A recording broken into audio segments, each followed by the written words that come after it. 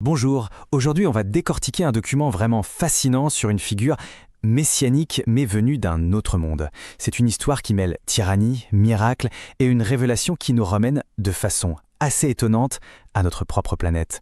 Voilà la question un peu provocatrice qui est au cœur de ce récit. Imaginez une civilisation très loin d'ici, confrontée aux mêmes questions spirituelles que nous, mais qui aurait choisi une voie radicalement différente. Bon, rentrons dans le vif du sujet. Pour comprendre comment une telle figure a pu voir le jour, il faut d'abord planter le décor.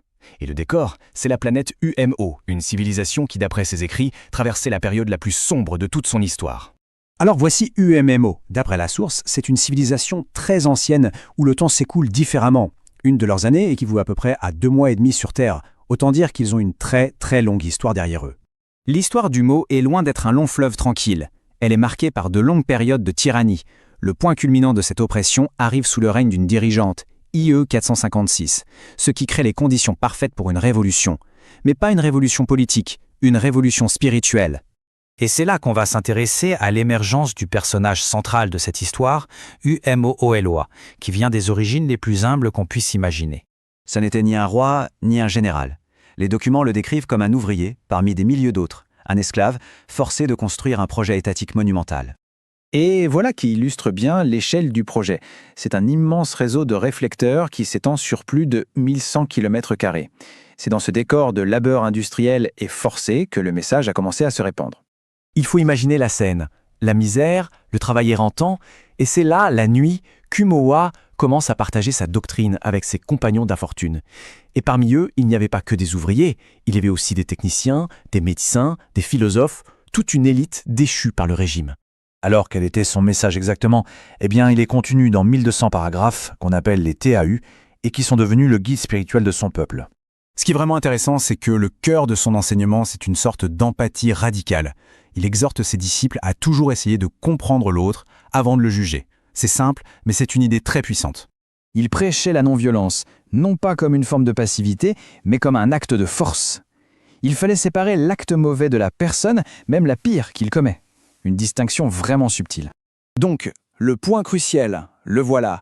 Son message fait de l'amour et du respect des autres le seul et unique but de l'existence. Rien d'autre n'est plus important. Si on rate ça, on a tout raté. On arrive maintenant au point culminant de son histoire, le moment où tout son message va être mis à l'épreuve ultime. Alors qu'il est au sommet de son influence, il prend une décision choc. Il va se livrer volontairement à la police secrète, la Udo. Le document laisse entendre que c'était une étape calculée, une étape nécessaire pour accomplir sa mission.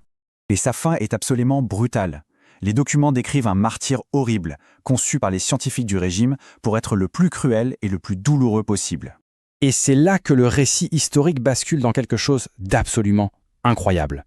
D'après 7 témoins oculaires, dont un inspecteur de police réputé pour sa cruauté, son corps s'est tout simplement dématérialisé. Et ce n'est pas seulement le corps. Tout ce qui venait de lui, ou que ce soit dans la pièce, ou même à l'extérieur, a cessé d'exister au même instant. Un événement que l'État a bien sûr immédiatement tenté d'étouffer en éliminant les témoins. Les auteurs du document concluent alors avec une comparaison assez stupéfiante, une comparaison qui nous implique directement. Le document établit une connexion directe et audacieuse. Il affirme qu'il existe un parallélisme extraordinaire entre la vie d'Oumoa et celle d'une figure qu'on connaît très bien sur Terre, Jésus de Galilée. Mais voilà la différence fondamentale qu'il souligne. Sur Humo, le message a été adopté très vite et a complètement transformé leur civilisation. Sur Terre, ils soutiennent qu'un message similaire a été donné, mais qu'il a été en grande partie ignoré. Le document critique très durement notre société. Il dit qu'on a fait de la science une fin en soi, au lieu d'un outil. Et ça aurait créé un fossé gigantesque entre notre pouvoir technologique et notre sagesse spirituelle. Ils utilisent cette analogie qui est assez puissante. On posséderait à la fois la technologie, le briquet, et la sagesse, la pierre à feu, mais on souffrirait d'une sorte de blocage mental qui nous empêcherait de les utiliser ensemble. Finalement, ce récit nous laisse avec une question aussi simple que vertigineuse. Une question qui concerne directement notre avenir. Si la solution est déjà là, entre nos mains, qu'est-ce qui nous empêche vraiment de l'utiliser ?